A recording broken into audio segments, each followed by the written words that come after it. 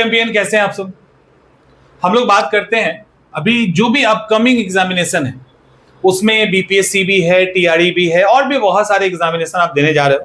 खास करके अभी बीपीएससी 72 जिसका डेट पता चल गया है और का तो डेट पता नहीं चला है। आप में से बहुत सारे ऐसे बच्चे होंगे ना जिनका ये शिकायत है कि करंट अफेयर्स के कारण सर मेरा रिजल्ट नहीं आता। और मुझे जहां तक जानकारी है, जितना रिजल्ट नहीं आता ना जिनका, उनमें से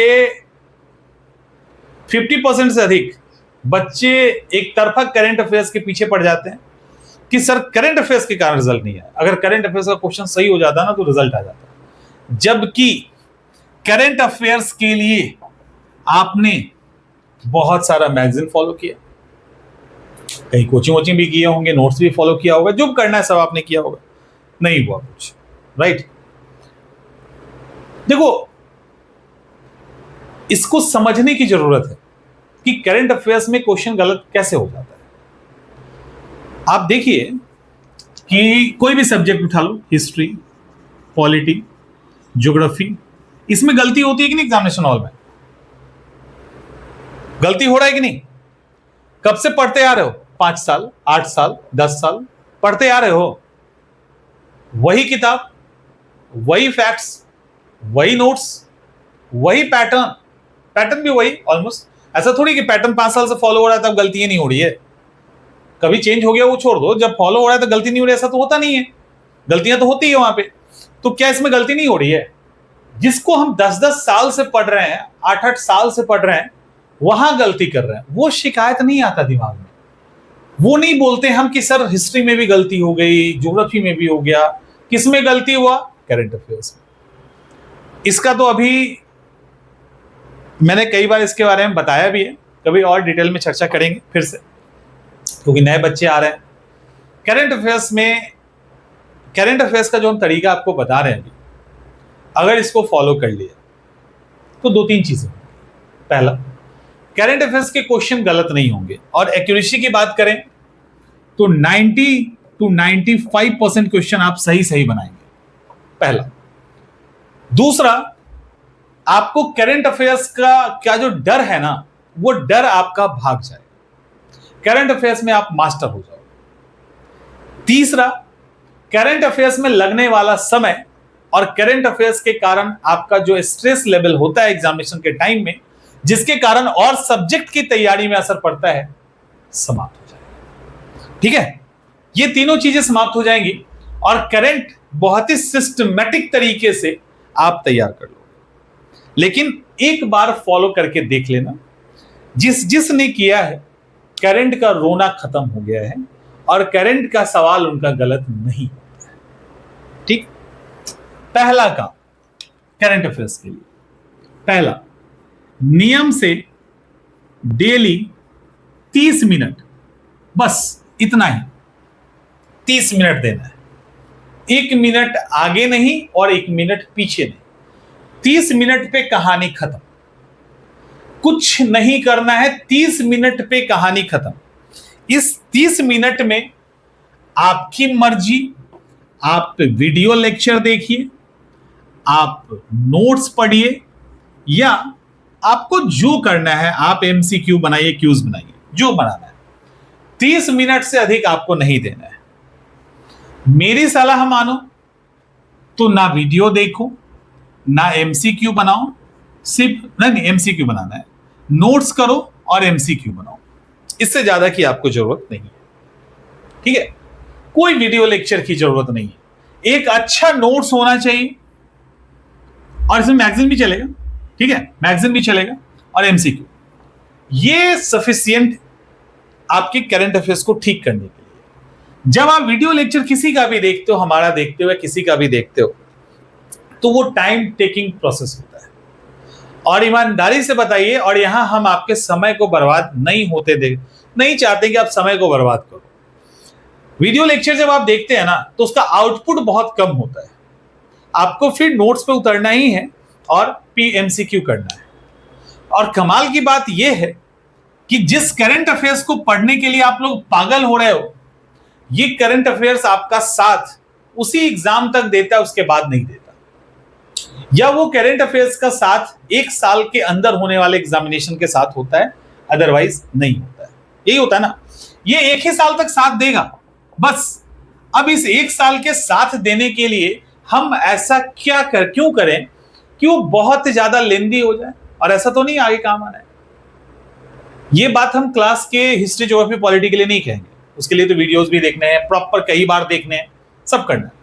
लेकिन करंट अफेयर्स के लिए मेरा सजेशन है, आप नोट्स पढ़िए, एमसीक्यू कीजिए और कोई वीडियोस नहीं देखिए, जरूरत ही नहीं है। इसके बाद दूसरा, आपको F4 साइज का पेपर लेना है, ठीक है, ये वाला। एक तो ये, एक और काम कर लेते हैं। तीसरा,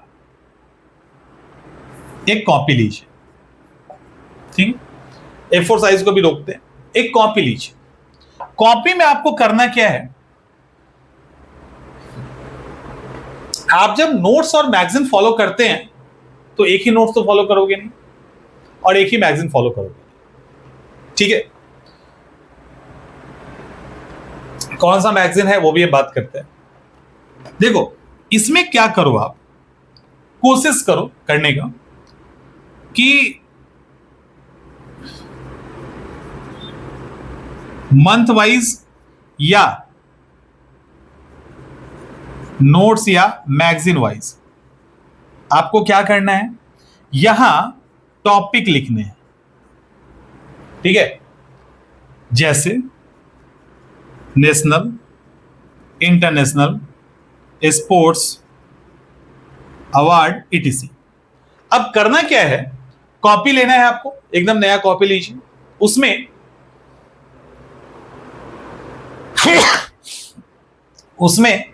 आपको करना यह है कि जैसे मान लो अवार्ड, पुरस्कार, एक पेज के ऊपर लिख दिया।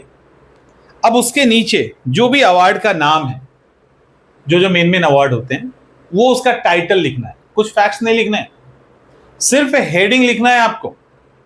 और उस हेडिंग के बगल में क्या लिखना है, पेज नंबर, किसका, जिस नोट से पढ़े हैं उसका, जिस मैगजीन से पढ़े हैं उसका, समझो इसको, जिस नोट से पढ़ रहे हो उसका, जिस मैगजीन से पढ़ रहे हो उसका। और ये काम सबके लिए करना है। तो कैटेगरी वाइज रहता ही है हर मैगजीन में, युद्ध अभ्यास अलग चल रहा है, मिलिट्री एक्सरसाइज अलग है, स्पोर्ट्स अलग है ना, तो कैटेगरी वाइज दिया ही रहता है। तो कैटेगरी वाइज आपको उस टॉपिक को लिखना है, टॉपिक में एक भी फैक्ट नहीं आना चाहिए। और उस टॉपिक को जिसके साथ आप पढ़ रहे हो, आपने पढ़ लिया, टॉपिक नोट डाउन कर दिया, बगल में पेज नंबर लिख दिया। एक काम और कीजिए, इस पेज नंबर के बाद में एक लाइन ऐसे खींचिएगा, फिर दूसरा खींचिएगा, फिर तीसरा खींचिएगा, यानी आप जितनी बार उसको पढ़ रहे हो ना, उसको वहां पे नोट कर लीजिए, अगर हो पाता है तो, नहीं तो इसको स्किप कर सकते हैं। हो गया। और पेज नंबर कैसे लिखना है, जिसका भी नोट्स आप फॉलो कर रहे हो उसका नाम लिख के पेज नंबर, जिस मैगजीन को फॉलो कर रहे हो नाम लिख के पेज नंबर। ये काम आपको करना है। ये काम जिस दिन कर लिया आपने, आपका उसी समय करंट अफेयर्स की कहानी खत्म, गारंटी है, इस बात की 100% गारंटी है।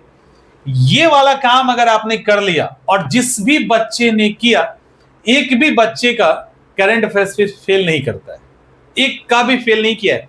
ये अगर आपने कर लिया तो करंट अफेयर्स उसी समय खत्म हो जाएगा। करंट अफेयर्स ठीक से तैयार नहीं होने का कारण करंट अफेयर्स खुद नहीं है, आपका उसको अस्त व्यस्त और त्रस्त कर देना है। जैसे ही सिस्टमैटिक किए और ये लिखा, आपके दिमाग में छप जाएगा कि आपने ये टॉपिक पढ़ा है। नया मैगजीन भी हाथ लगेगा तो आपको याद होगा, ये तो पढ़ लिया है, पेज नंबर उसमें है। दिमाग बहुत शार्प होता है, सिर्फ सिस्टमैटिक कर दीजिए उसको, आप उसको स्किप कर दोगे, फिर आगे बढ़ जाएंगे। अब यहां करना क्या है, आपको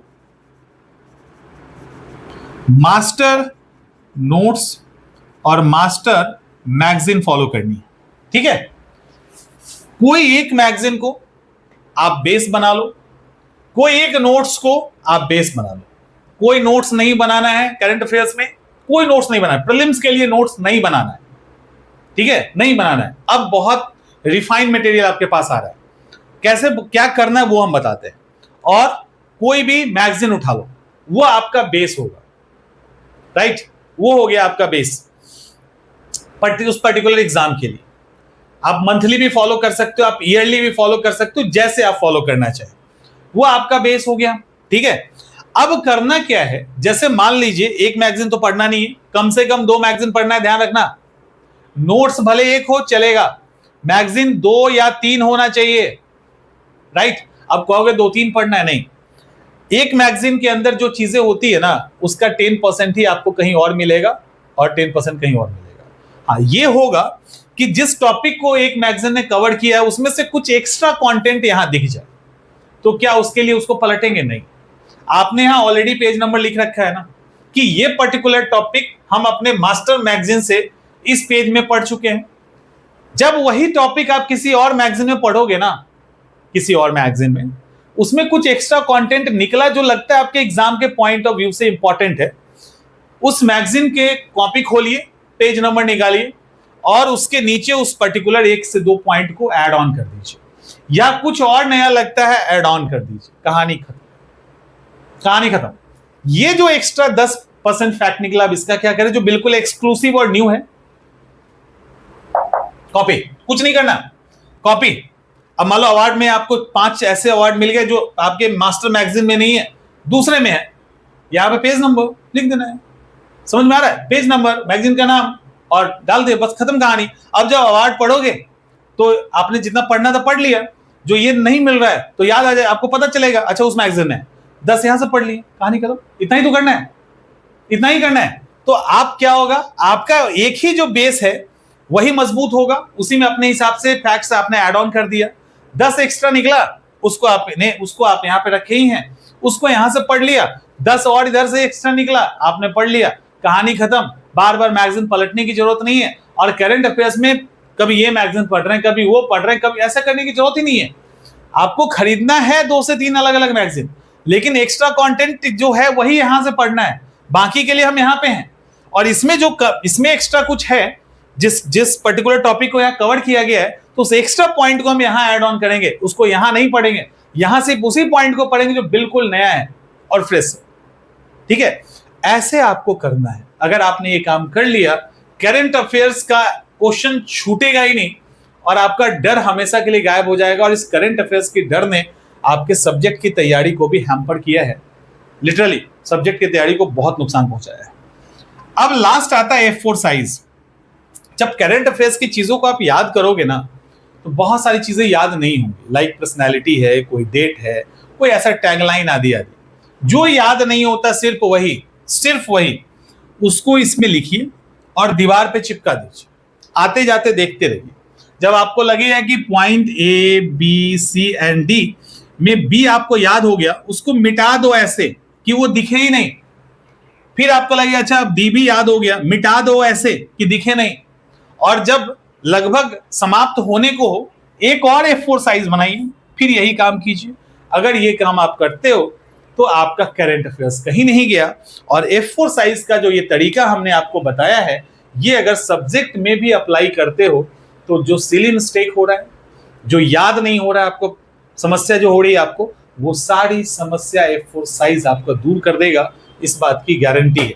तो ये अगर करंट अफेयर्स में फॉलो कर लिया तो अगले 30 दिनों के बाद, अभी ये कर लिया ना, तो 30 दिनों के बाद आप आराम से बीपीएससी 72 हो या कोई भी एग्जाम हो, उसके लिए तैयार हो जाएं 30 डेज, और आपकी एक्यूरेसी 90 to 95% हो जाएगी, 90 से 95% हो जाएगी। तो अब मुझे लगता है कि एक बार ट्राई करने की जरूरत है, उसको कीजिए और वीडियो लेक्चर से बचिए, अभी बचिए।